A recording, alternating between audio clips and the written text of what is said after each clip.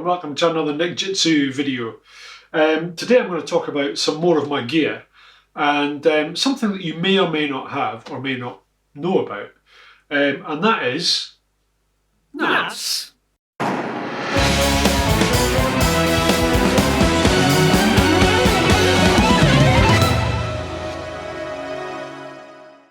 It's not nuts, it's hairbands. People are always asking me why I have a hairband on my guitar. Why have a hairband on your guitar? See, for me personally, I started using it when I started getting into the slap thing. I was very much into Stanley Clarke, and then I discovered Victor Wooten, and was always trying to do the Victor Wooten stuff,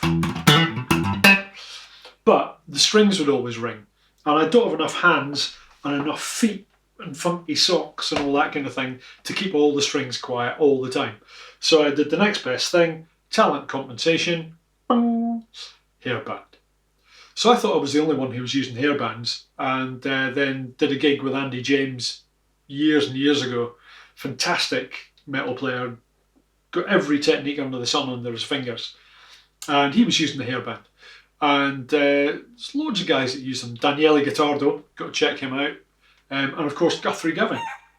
They all use them to dampen the strings when they're tapping a lot of the time. And it also, when you're recording, it makes the sound much, much cleaner. And for me personally, with MIDI guitar, it makes it super clean, because a lot of the MIDI guitar stuff, it's when you take your finger off that you get all the extra noises, not when you put your finger on.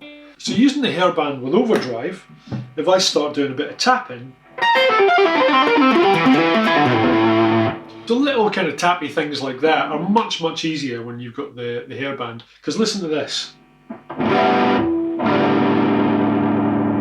Still allows the strings to ring a little bit, but then it'll, if I just play that, none of the other strings will be ringing. So the hairband's really good for getting rid of all the extra noise that happens, and it's crucial when you're recording, because you need the cleanest sound possible. But I started using it in a different way. On my album Hyperrail, which you've all gone out and bought, No, not yet. there's a tune on it called Ushkataha, and it uses the hairband. You put the hairband at fret number 5, and you get harmonics. Now,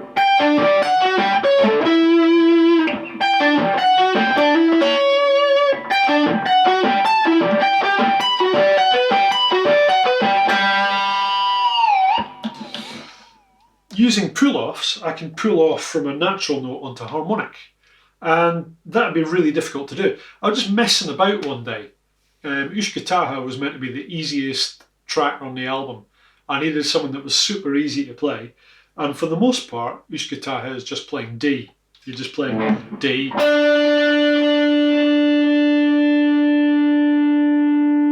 and then D, and then D, then whammy,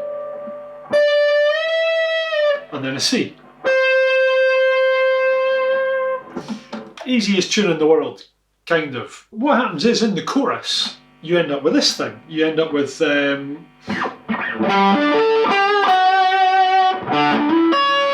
it's all built on arpeggios.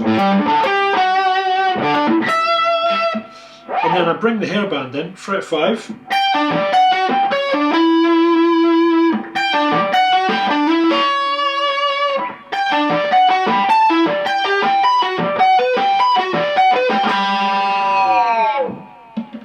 Great fun.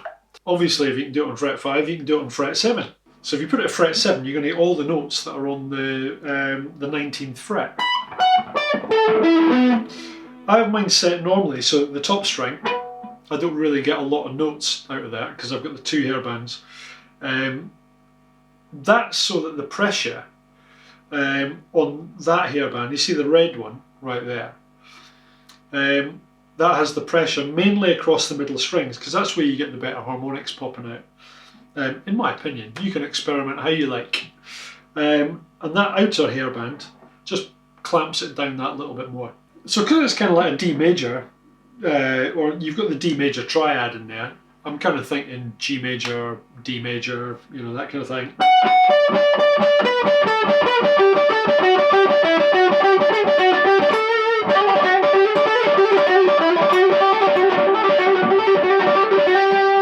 Like that, nice and easy to play. Now you can get all these crazy kind of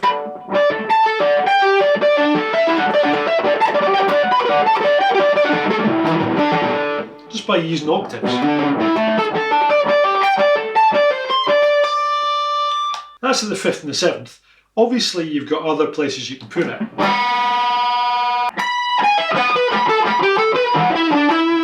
So if it's there, it's going to be 28th fret is going to be your B major.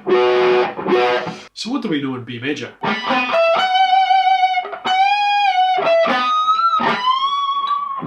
There you go, wee bit of Joe Satriani. Even Joe Satriani needs a hairband now and again. Hello. So now we get interesting. Something else you can try. Stick it right up at the 12th fret, right? And of course you get your 12th fret harmonics. And yeah, it's alright, it works, but what happens if you play on this side? It's the equivalent of doing this kind of thing where you know, the Van Halen thing. So again, you've got to think of, if you're playing the 4th fret, 5th fret, etc., and playing the harmonics there, you're doing that, but kind of from the opposite way around. So the harmonic's already been placed. So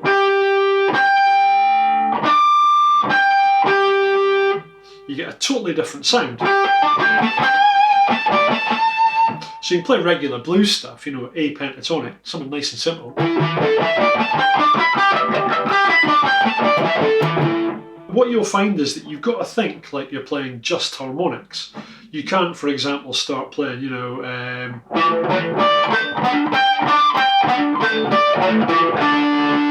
that kind of thing, because some of these notes just won't work.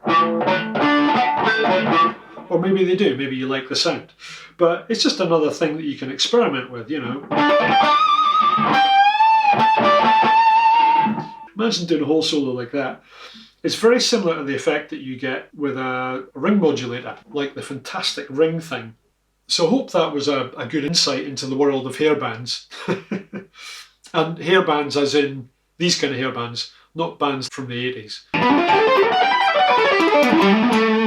So a lot of the time it's just to keep the guitar quiet. They make your playing highly efficient and you'll be thankful, you and your producer will be thankful of these in the studio. Because the amount of times you record something and you hear a buzz or a noise, that's just an extra string. Gets rid of all that. Check out all the guys who use them as well and become creative. I'm sure you guys are way more talented and smarter than me and you'll come up with some fantastic ways of using these things.